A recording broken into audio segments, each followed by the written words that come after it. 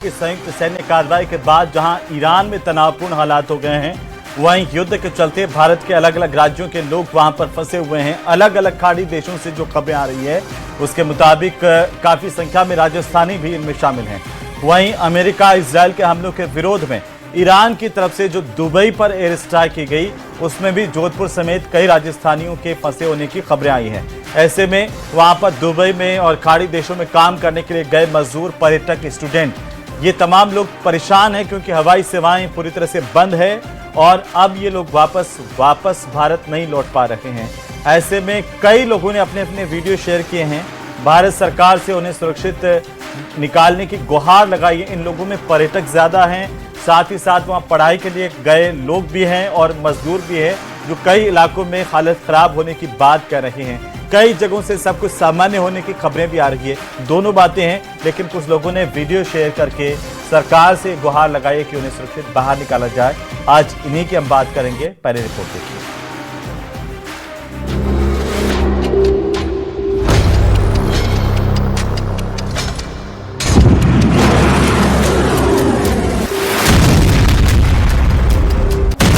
Iran Israel युद्ध से खाड़ी में तनाव,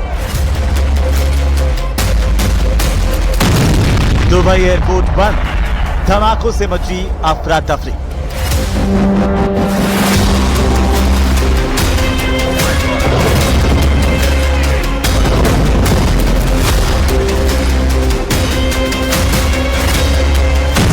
दुबई में फंसे राजस्थान के सैकड़ों लोग।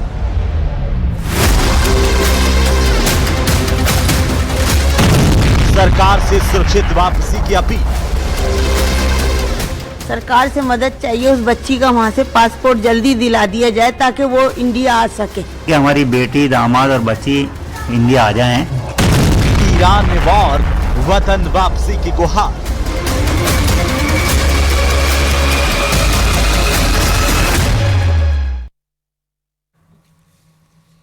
तो खाड़ी देशों में युद्ध के हालात के चलते कई जगह पर लोग पैनिक हो रहे हैं, डरे हुए हैं और वापस भारत आना चाहते हैं।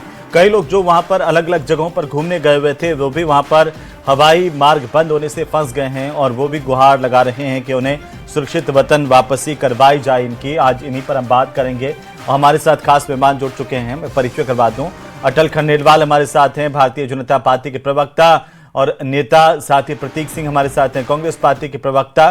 मेजर जनरल नरपत सिंह राजपुरोहित हमारे साथ हैं, डिफेंस एक्सपर्ट हैं। और साथ ही हमारे साथ गौरी शंकर गुप्ता जो भी जुड़ रहे हैं पूर्व राजनयिक के तौर पर। आप सबका स्वागत, सबका अभिनंदन। मेजर साहब, सबसे पहले मैं आपसे शुरुआत करना चाहता हूं कि ये युद्ध के चलते खाड़ी देशों में हालात कितने भयावह बने हुए हैं और इसे आप कैसे देख रहे हैं सर? आप देखिए कि इसकी इम्पोर्टेंस तभी है कि जैसे ही होते ही अपने नेशनल लेवल की मीटिंग कल हो गई है जी, और प्राइम मिनिस्टर खुद ने चेयर करी है। और हमारा जो रिकॉर्ड है कि जब भी मित्र देशों में, चाहे वो यूक्रेन का रहा हो, चाहे अपने सीरिया में रहा हो, जब जनरल वीके सिंह जी का अभी भी हम वापस करें तो याद आएगा। हमारी सेट ड्रिल्स हैं, हमारे लोग वहाँ हैं। मैं खुद भी वहाँ कई बार, ईरान भी मैं एक बार जा चुका हूँ अपने प्रतिनिधित्व करते हुए, और खाड़ी देशों में अबू धाबी वगैरह भी। मैं अपने देशवासियों को और स्पेशली राजस्थानी और जोधपुर वासियों को बताता हूँ कि आप निश्चिंत रहे हैं। हमारी जो ड्रिल्स हैं, हमारी जो वहाँ पे एम्बेसी हैं, हमारे वहाँ पे भी डिफेंस अटैची हैं, पूरा तंत्र लगा हुआ है। और मुझे पूर्ण विश्वास है कि हमारी जो ड्रिल्स हैं और जिस ढंग से हमारे जो संबंध हैं खाड़ी देशों से, और इवन हमारे जो लोग ईरान में हैं, वो मान के चलें सुरक्षित रहेंगे। कोई दुर्घटना बात अलग है, बाकी ये मान के चलें कि भारतवासियों को और स्पेशली अपने को किसी तरह की चिंता करने की जरूरत नहीं है। जैसे हमने औरों से भी, कल से हम भी आपस में डिस्कशन, चिंतन सब हो रहा है, और उसमें वॉर गेमिंग के हिसाब से यह है कि हमें ज्यादा चिंता करने की जरूरत नहीं है इस समय। मैं आपको इतना ही कह के फिर मैं आगे जैसे आएगा टॉपिक आपको बताऊंगा और ये बताऊंगा कि आप निश्चित रहें। गौरी शंकर गुप्ता साहब भी हमारे साथ जुड़ चुके हैं, पूर्व राजनयिक हैं। गुप्ता साहब, बहुत स्वागत है, अभिनंदन है। कुछ लोग कह रहे हैं कि मीडिया पैनिक कर रहा है खाड़ी देशों में, और कई लोग कह रहे हैं कि वाकई हालात खराब है। इसे कैसे देख रहे हैं सर आप? कई वीडियोस भी सामने आए हैं जिसमें कुछ राजस्थानी लोगों ने गुहार लगाई है कि हवाई मार्ग बंद होने की वजह से वे फंस गए हैं। इनमें कई स्टूडेंट्स भी हैं, कई लोग जो वहाँ पर घूमने गए थे, पर्यटक भी हैं, और कई मजदूर। आप तो जानते हैं कि बहुत सारे राजस्थान और बिहार, यूपी के इलाके के बहुत सारी तादाद में मजदूर जो है खाड़ी देशों में मजदूरी करने के लिए जाते हैं। तो वाकई हालात किस तरह के हैं सर, क्या खबरें हैं? हेमंत जी, मैं सबसे पहले तो ये कहना चाहूंगा जी कि खाड़ी देशों में जो लोग रह रहे हैं उनको बिल्कुल भी पैनिक करने की कोई जरूरत नहीं है। खाड़ी देश के जो प्रशासक हैं वो भारतीयों को पूरी सुरक्षा देंगे, उनको ढंग से रखेंगे, और कोई जरूरत होगी तो उनकी पूरी मदद करेंगे। उनको अपना काम छोड़ के जबरदस्ती यहाँ आने की कोई जरूरत नहीं है। वैसे भी कोई फ्लाइट्स अभी अवेलेबल नहीं है, एयरपोर्ट्स बंद हैं, तो आ भी नहीं सकते। लेकिन जो लोग टूरिज्म पे गए हैं और कुछ दिन के लिए गए थे, जो वहाँ फंस गए, वापस आना चाहते हैं, उनको धैर्य रखना पड़ेगा। जब भी एयर फ्लाइट्स वापस खुलेंगी तब वो अपनी फ्लाइट लेके वापस आ सकते हैं। इस बीच में हमारी सभी एम्बेसीज में एक 24/7 नंबर जारी किया हुआ है। अगर उनको किसी चीज की मदद की जरूरत हो तो उस नंबर पे वो कॉल कर सकते हैं। कई लोगों के पास जैसे पैसे खत्म हो गए, रहने की जगह नहीं है, तो ऐसी चीजों में एम्बेसी उनका मदद जरूर करेगी। वो 24/7 का जो नोटिफिकेशन है वो सभी जगह इशू किया गया है, उसको ध्यान में रख के उन नंबर्स को कॉल कर लें। वैसे यूएई गवर्नमेंट ने तो अपने भी एक इशू किया है नोटिफिकेशन कि जो लोग एयरपोर्ट पे फंसे हुए हैं उनकी सबके रहने की व्यवस्था यूएई गवर्नमेंट अपने खर्चे पे वहां करेगी। तो उन लोगों को बिल्कुल घबराने की जरूरत नहीं है। जहां तक लोग ईरान में फंसे हुए हैं उनको ये वार से कई दिन पहले चेतावनी दी गई थी कि वो किसी भी तरह से निकल के आ जाए। ईरान में भी देखिए, भारतीय लोग हैं, वो किसी तरह के किसी को नुकसान पहुंचाते नहीं, उनको कोई नुकसान पहुंचाएगा नहीं, लेकिन हो सकता है कोई मिसाइल वगैरह आसपास में गिरे, उससे डैमेज हो सकता है। तो ईरान में जो फंसे हुए लोग हैं उनको निकलने की कोशिश करनी चाहिए। देखिए, एक तो अफगानिस्तान का बॉर्डर है जहां पे वो लैंड रूट से आ सकते हैं। दूसरा बॉर्डर जो है वो नॉर्दर्न उसमें है, आर्मीनिया का, आर्मीनिया नहीं, उनके जो अजरबैजान का। तो अजरबैजान के बॉर्डर में जाएं या फिर अफगानिस्तान के बॉर्डर में आए तो उन बॉर्डर्स के ऊपर आप लैंड रूट से वहां पे जा सकते हैं, और वहां पर जो एम्बेसीज हैं वो आपको निकालने के लिए पूरी कोशिश करेंगी। लेकिन उसमें भी आप पैनिक नहीं लें। अभी तक आप जहां रह रहे हैं वहां आपको सुरक्षा मिल रही है। अगर आप ढंग से अपने आप को महसूस कर रहे हैं तो वहीं रहें। लेकिन ईरान में रहने वाले लोगों को सूनर और लेटर निकलना पड़ेगा, ये एक सच्चाई है। क्योंकि अभी ईरान में अमेरिका और इजराइल का और भी ज्यादा बम्बार्डमेंट हो सकता है अगर ये सिचुएशन इसी तरह से चलती रही तो वहां से निकलने के लिए यही रास्ते हैं, क्योंकि एयर फ्लाइट तो सब बंद हैं। लैंड रूट में अगर आप अफगानिस्तान पे आते हैं तो अफगानिस्तान की सरकार भी आपको मदद करेगी, हमारे उनसे रिश्ते बहुत अच्छे हैं, और उधर अजरबैजान की सरकार भी मदद करेगी, और हम वहां से फिर एयरलिफ्टिंग या जैसा भी कुछ होगा एमई उसकी व्यवस्था करेगी। तो अभी घबराने की पहली चीज तो आप, ये दूसरा दिन है वार का या तीसरा दिन समझ लीजिए आप। 28 को वार चालू हुआ था, 1 और 2, आज तीसरा दिन है। तो इतनी जल्दी घबराने की जरूरत नहीं है। हमारे भी कई रिश्तेदार दोस्त लोग दुबई में रहते हैं, वो थोड़े से घबराए हुए से नजर आ रहे हैं।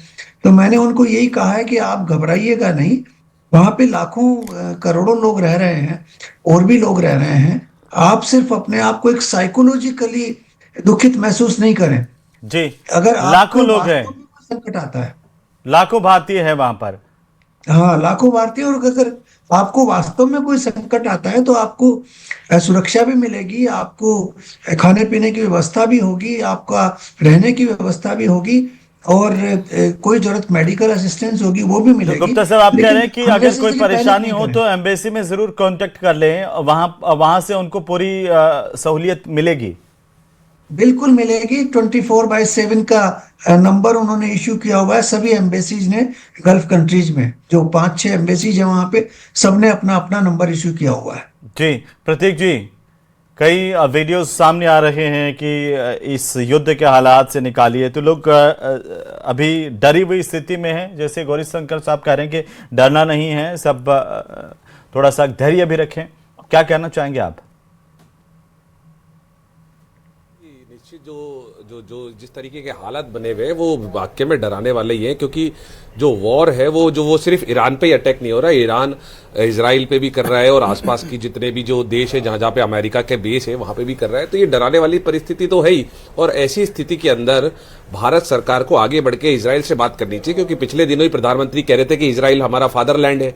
तो इजराइल से बात करें, ईरान से बात करें, ईरान से हमारे बड़े पुराने रिश्ते रहे हैं, और दोनों देशों से बात करके, क्योंकि दावा पिछले दिनों ये भी किया गया था कि रशिया और यूक्रेन की वॉर रुकवाई गई थी, तो दोबारा से एक वॉर रुकवाई जाए कुछ घंटों के लिए सही, और वहां से हमारे जितने लोग हैं उनको एयरलिफ्ट किया जाए।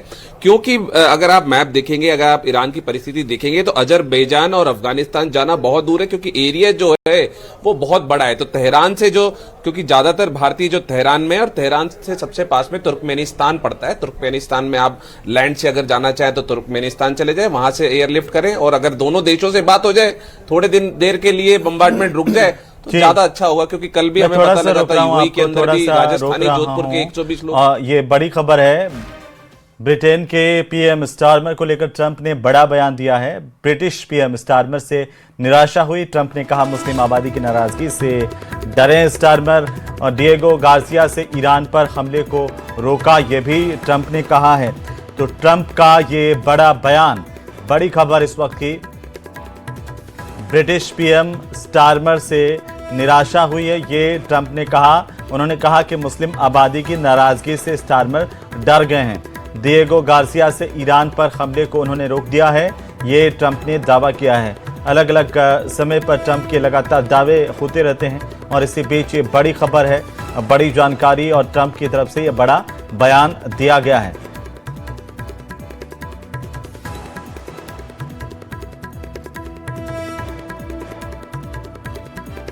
जी पूरा कर लीजिए सर, प्रतीक जी पूरा कर लीजिए। जी हेमंत भाई, मैं यही कह रहा था कि कल भी हमने देखा था कि 120 श्रद्धालु जो यूएई में कुछ दुबई के अंदर कुछ कथा सुनने के लिए गए थे, वहां भी कुछ लोग अटके हुए, तो वहां तो ज्यादा परिस्थिति गंभीर है नहीं। तो यूएई से बात करके और वहां से हमारे उन लोगों को तो कम से कम एयरलिफ्ट किया ही जा सकता है। और भारत सरकार वहां की तो चलिए कोई नंबर जारी कर दिया वो अच्छी बात है, भारत सरकार को भी एक हेल्पलाइन चालू करनी चाहिए जहां पे अगर कोई भी व्यक्ति है वो उस हेल्पलाइन पे कांटेक्ट कर सके।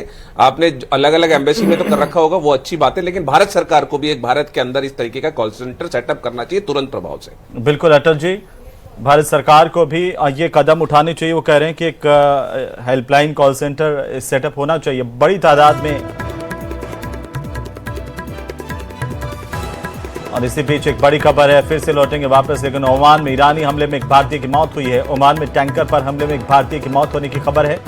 ओमान में ईरानी हमले के दौरान एक भारतीय की मौत हुई है, ये बड़ी खबर इस वक्त की। तो ओमान हो चाहे अन्य खाड़ी देश हो, राजस्थानी भी बड़ी संख्या में इन इलाकों में रहते हैं, मजदूरी को लेकर के या फिर पढ़ाई को लेकर के, अलग अलग अपने व्यवसाय को लेकर के, वो लोग भी अब डरे हुए हैं, संकट में हैं। ओमान से ये बड़ी खबर, ईरानी हमले में एक भारतीय की मौत हुई है। ओमान में टैंकर हमला हुआ है और एक भारतीय की मौत हुई है, बड़ी जानकारी है। तो ईरानी हमले में एक भारतीय की मौत होने की खबर मिल रही है। जी तो फिर से लौटेंगे वापस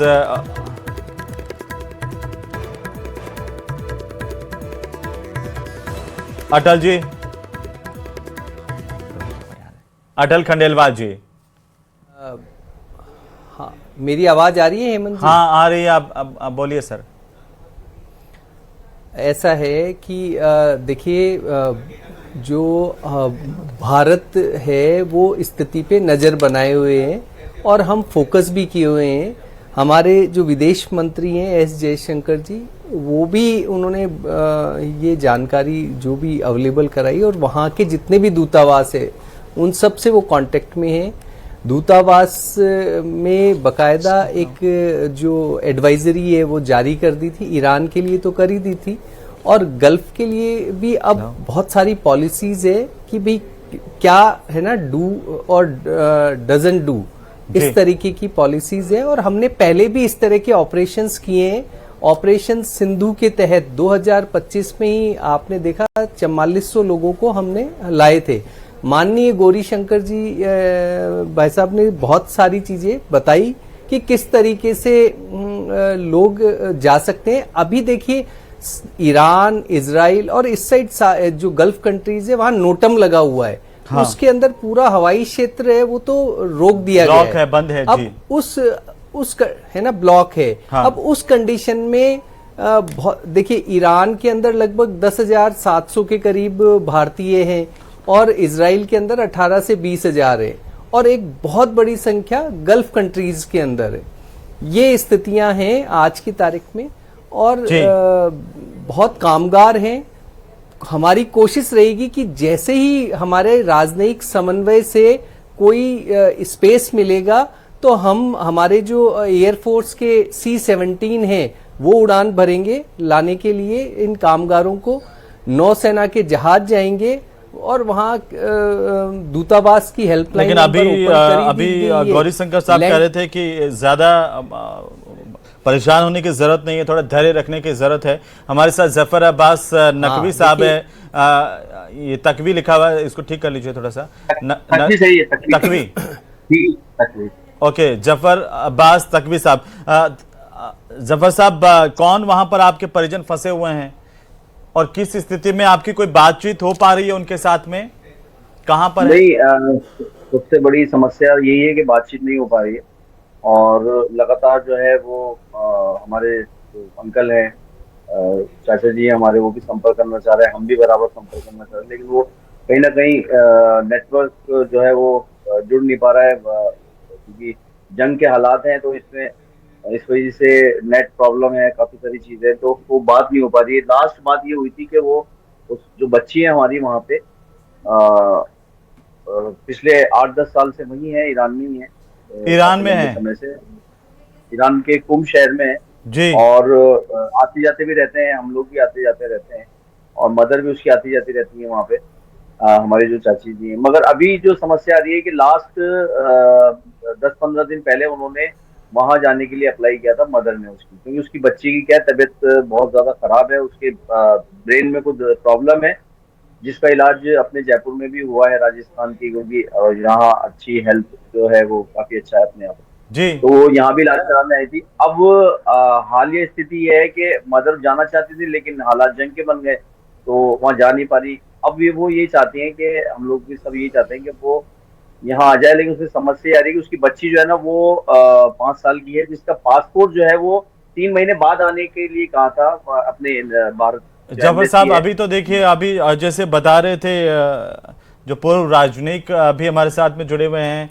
और बाकी और मेहमान भी बता रहे थे कि अभी पूरी तरह से फ्लाइट जो है वो रुकी हुई हैं, तो अभी आपको थोड़ा धैर्य रखना पड़ेगा और पैनिक होने की जरूरत नहीं है इसमें।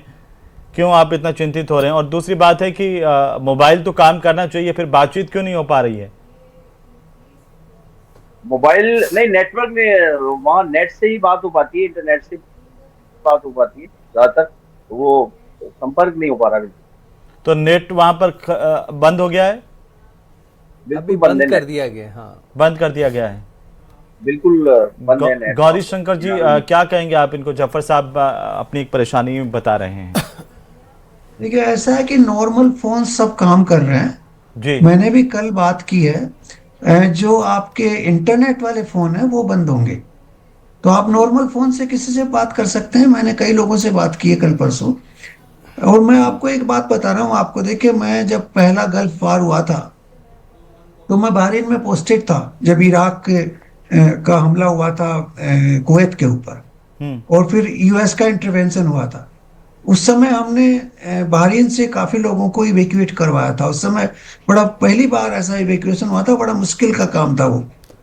उस समय वहां पर बहरीन में एक भी व्यक्ति के न कोई चोट लगी न कोई मृत्यु हुई, जबकि जो इवेक्यूएट होने के बाद जो इंडिया में आए वो एक्सीडेंट में 2-3 लोग मारे गए थे। तो आप ये मत समझिए कि वहां आपको सुरक्षा नहीं मिलेगी, वहां आपको पूरी सुरक्षा मिलेगी। अननेसेसरी घबराने से कोई फायदा नहीं होगा। आप अपने थोड़ा धैर्य नहीं, आप ठीक कह रहे रखिए, हैं, मन में आप पैनिक ठीक कह नहीं रहे हैं, आए। जी आप ठीक कह रहे हैं। चप्पू साहब। सुरक्षा तो अपनी जगह है, और ईरान जो है इस वक्त लोगों को सुरक्षा दे भी रहा है, बात वो नहीं है। बात ये है कि नॉर्मल भी हालात होते ना तो उस बच्ची को हिंदुस्तान आना था यहाँ इलाज के लिए। बात यह है कि अगर नॉर्मल भी हालात होते तो उसको यहाँ हिंदुस्तान आना था, क्योंकि वहां उसको संभालने और केयर करने वाला कोई नहीं है। मदर ही वहां जाती है उसकी, जो वहां केयर करती है, और वो जा भी नहीं थी। लेकिन हालात जंग के बन गए, इसलिए ना वो जा पा रही है और ना आप उसको बुला सकती है, क्योंकि उसकी बच्ची का जो पासपोर्ट है ना वो 3 महीने बाद आने का था, इसलिए डिले हो गए, अब तक हिंदुस्तान आ जाते वापस। आ जाती तब तो ठीक है, लेकिन अभी जब इस तरह के हालात हैं और हवाई मार्ग भी पूरा बंद हो गया है, तब थोड़ा इंतजारी विकल्प बचता है मेजर साहब। हाँ, बस ये कि अपने आपको सबको सुनने के हिंदुस्तान की बाद गवर्नमेंट जो है वो आपने जब भी उचित समय लगे और जी मेजर साहब को सुन मैं लीजिए एक सर बार- एक बार। हाँ, मैं जफर बोल साहब। सकता हूँ। मैंने राजनयिक साहब को और इन सबको सुना सर। आपको ये बता दूं कि एक डिफेंस जनरल होने के अलावा भी मेरा रियल भतीजा आज दुबई में है, मेरा भतीजी जवाई दुबई में है। कल वो भी जब थे तो मेरे भाई के थ्रू मैंने यही कहा कि घबराने की जरूरत नहीं है। अपनी सेट ड्रिल्स हैं सर। हमारे पहले का आप पूरा एग्जाम्पल जैसे अपने राजनयिक बता रहे थे और थोड़ा बहुत पॉलिटिकली भी जो डिस्कशन ये बता रहे हैं, हमारी सेट ड्रिल्स हैं, हमारी एयरफोर्स के ट्रांसपोर्ट बड़े बड़े जहाज हैं, नेवी के जहाज हैं, बड़े काबिल लोग हैं। इनकी एक एसओपी होती है, वो एसओपी इन प्लेस है। जब ऐसा जैसे होता है तो वो सारी अपनी जगह काम करना शुरू कर देती है। फिर ये तो गोहेड होती है, सिचुएशन को रीडिंग द बैटल जो होता है वो सबसे इंपॉर्टेंट होता है सर। कि अभी जैसे उधर से भी है तो आप रीडिंग बैटल में ये देखेंगे जहां पर अमेरिकन फोर्सेस का कोई रहना या है, वहीं पे चाहे वो गल्फ में हो चाहे वो ओमान में हो, उनको ये शक ईरान को जहां लगता है कि कहीं न कहीं इजराइल अमेरिका के सैनिक या सैनिक अड्डे या उनके कोई हवाई जहाज या वो है, वो उनकी तरफ टारगेट करते हैं। और वहां हमारे लोगों का बहुत मिनिमल, मेरे को जो नॉलेज है जो मालूम है, वहाँ हमारे लोग बहुत कम मात्रा में एक्सीडेंटली जैसे भी बता रहे हैं, एक किसी शिप पे हुआ और शिप पे हमारे मोस्टली क्रू में अपने लोग रहते हैं। तो जो कोलेटरल डैमेज है उसके अंदर हमारे आ सकते हैं, लेकिन हमारी सेट ड्रिल है, रीडिंग बैटल चल रही है। जैसे ही हमको लगेगा, मेरा ये मानना है कि जो हमारी कोर टीम है वो ऑलरेडी ही काम कर रही है और पहले से ही काम कर रही है, क्योंकि जैसा हमारे को बताया था वन ऑफ द स्पीकर कि हमारे जो हैं MEA का डिपार्टमेंट है, डिफेंस अटैचीज वहाँ पे हैं, वो सब बैठ के पूरा प्लान बना के देखते हैं कहाँ कहाँ पे जरूरत है। एक्सीडेंट भी कहीं हो जाएगा, बाकी हमारे जो मैं खुद रहा हूँ वहाँ, मैं ओमान भी गया हुआ हूँ, ईरान तो भी अभी गया हुआ हूँ। ओमान में ही सर एक भारतीय के मारे जाने की खबर आई है अभी, तो थोड़ा सा डर तो लगता है ना कि कोलेटरल डैमेज है सर, किसी शिप पे होगा, यहाँ कहीं वो विजिट पे होगा। लेकिन जो मुझे जितनी जानकारी है उसमें यह है कि हमारे लोग युद्ध के जो चाहे वो अमेरिका इजराइल के फोर्सेज हैं, चाहे ईरान के आर्म फोर्सेज हैं, उसके आसपास हमारे लोगों का, हमारे स्टूडेंट्स हैं या वर्कर हैं या हॉस्पिटल्स में हैं या काम करने वाले हैं, संख्या हमें बताई गई है कि उतने अंदर लोग वहाँ काम कर रहे हैं। उस जगह पे हमारे लोगों का बहुत कम है। और जैसे हालात होंगे, मैं आपको बता दूं कि इवैक्यूएशन ड्रिल्स चाहे वो अजरबैजान से हो, तुर्कमेनिस्तान से हो, हमारे बहुत सेट ड्रिल्स, हमने एग्जांपल हमारे सामने है सर। अब सीरिया जैसे में जब हुआ तब देखो आप, जब जनरल वीके वहां गए, बाद में अभी आप देखो कि हमने जब ये अपना यूक्रेन वाला हुआ तो किस तरह से पोलैंड ले जाके हम अपने लोगों को, अपने ही नहीं अपने आसपास के एशियन लोगों को भी लाए सर।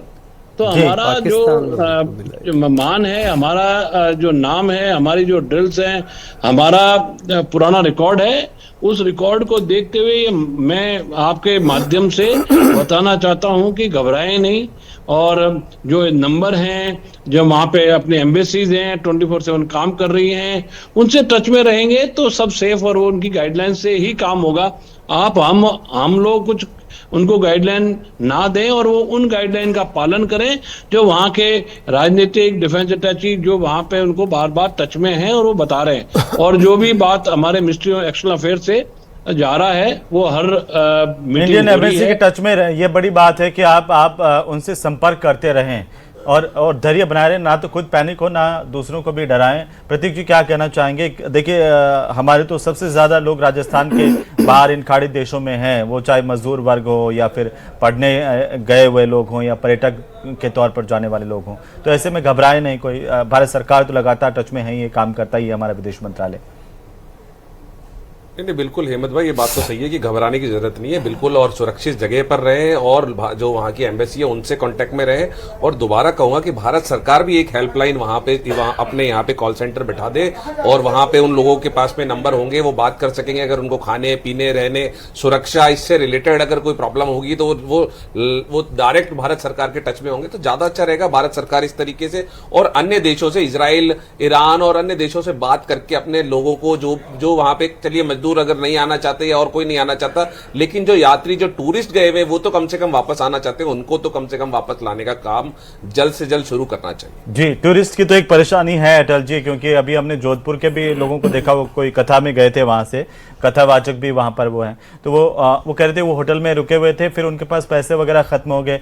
तो ऐसी भी खबरें आई, अच्छी भी खबरें आई है कि वहां पर भी कई लोग जो है उनकी मदद करने के लिए आगे आए हैं। वहां की सरकार ने भी कहा कि भाई इनसे पैसे नहीं लेने हैं जो होटल्स में हैं, जिनके पास पैसे नहीं है, तो अच्छी बात भी है। लेकिन वो कह रहे हैं कि एक ऐसी सेटअप होनी चाहिए पूरे देश में भी, एक हेल्पलाइन के तौर पर, जिससे लोगों को राहत मिल पाए और लोग पैनिक नहीं हो, परेशान नहीं हो। अटल जी देखिए, प्रतीक जी कह रहे हैं तो ठीक है, ये भी एक बात जल्दी ही, ऐसा नहीं कि भाई भारत सरकार और हमारा जो एक्सटर्नल अफेयर मिनिस्ट्री है वो ये सब ध्यान नहीं रख रही होगी। जल्दी नंबर भी जारी कर दिए जाएंगे अगर उन्हें लगेगा कि भाई हाँ यहाँ पर भी एक आवश्यकता है। और देखिए जो भी एसओपी, देखिए इस वक्त दो चीज़ों का ध्यान रखना है सभी लोगों को। एक तो वहाँ की जो दूतावास है वो एसओपी जारी किए हुए हर जगह अलग अलग तरीके से, उन्हें सेट पैटर्न पे पता है कि उनको किस वक्त क्या करना है और लोग उनके साथ संपर्क में रहेंगे तो वो ज़्यादा सुरक्षित रहेंगे। दूसरा, मनोवैज्ञानिक जो दबाव है जो बहुत सारे न्यूज चैनल्स को लेकर के और डिफरेंट देखिए लोकल भी है ना, बहुत सारी चीजें होती है, इन सब को लेकर के जो मनोवैज्ञानिक दबाव है उसको भी मैं भी कहना चाहूंगा कि भाई वो दबाव थोड़ा वो कम करें, है ना, तो वो कम करेंगे, थोड़े से दृढ़ रहेंगे। समय मुसीबत का बात है, ठीक है अटल जी, लेकिन युद्ध के अंदर इतना थोड़ा बहुत तो डर लगने ही लग जाता है, आम आदमी को भी लगने लग जाता है। वो तो ठीक बात है कि सामान्य आदमी होता है, लेकिन हाँ ये अच्छी बात है, आपने भी अच्छी बात की, प्रतीक जी ने भी एक अच्छा सुझाव दिया है कि लोग धैर्य बना के रखें। और जैसे अभी सर ने बोला, डिफेंस एक्सपर्ट जो हमारे साथ मेजर साहब, उन्होंने भी कहा, गौरी शंकर जी ने भी कहा कि ऐसे वक्त में हमें एसओपी का भी पालन करना चाहिए और जो निर्देश एम्बेसी देती है या देश की तरफ से जारी किए जाए कि अनावश्यक बाहर नहीं निकले, उनका पालन करें, एम्बेसी के लगातार कॉन्टेक्ट में रहें, जो मेजर साहब की बात में जितना समझ पाया हूं, और सुरक्षित रहें, उनका पालन करें, निर्देशों का, सुरक्षित रहें। कोई तकलीफ हो तो एम्बेसी के संपर्क में रहें। जफर साहब, ये मुझे लगता है कि आप भी अपने परिजनों तक पहुंचा देंगे और थोड़ा इंतजार देखिए, जब तक फ्लाइट नहीं खुलती है तब तक हमें करना होगा, ये बात है। इसमें मैं ये कहना चाहता हूँ कि ठीक है, फ्लाइट खुलना नहीं खुलना वो तो वक्त के हिसाब से चीजें जब नॉर्मल होंगी जब होता रहेगा, लेकिन उस बच्ची का जो पासपोर्ट है, जो उसकी बेटी है, हमारी भतीजी जो है, भांजी, उसका पासपोर्ट जो है वो एम्बेसी ने 3 महीने के लिए उनको बोल रखा है। जी, अभी थोड़ा सा इंतजार करना होगा। बहुत शुक्रिया आप सभी का चर्चा में शामिल होने के लिए। कुल मिलाकर के